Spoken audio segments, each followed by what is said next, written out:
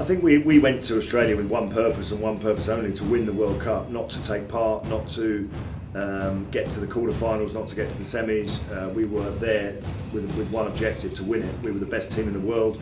We'd earned the right to be called the #1 team in the world, and anything other than winning the World Cup would have been a complete failure. So, you know, what we did recognise is that to get to the final, we had to beat some very good sides, and every team that played against England was going to play their best team. So, you know, we played against Wales in the quarterfinal, France in the semis, and that was really when the World Cup started to get very exciting for England.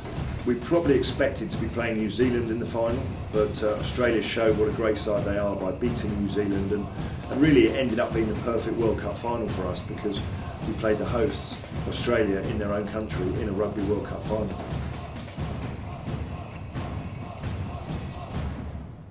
I had a lot of experience of that situation.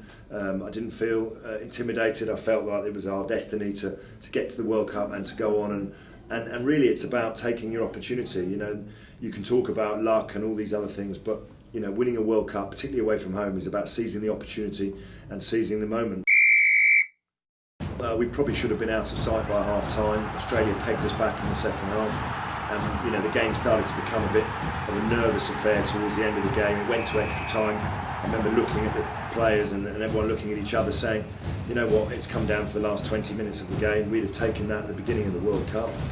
We got ourselves an early penalty in extra time to go ahead. They then levelled. I remember being under the post and us deciding that we'd kick off long. We'd get a line out. You know, we threw it to the back, which was quite unusual.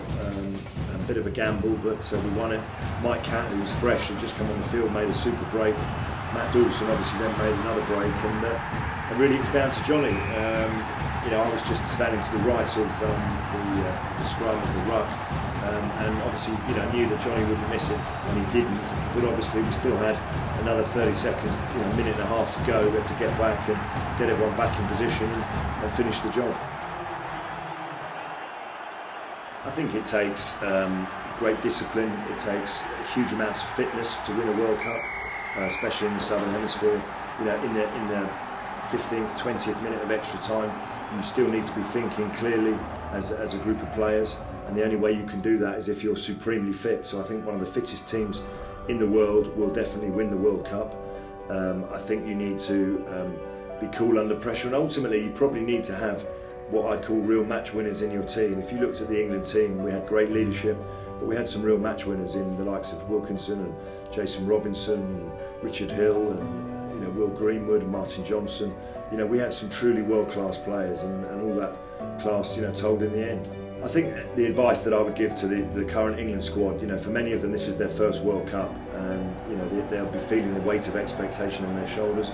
But really, to go out there and enjoy it, they're not in the position of being favourites, but they are good enough certainly to win some very big games out there. So go out and enjoy it, learn as much as you can, benefit from the experience, and hopefully go and do yourself, your family and your country very, very proud.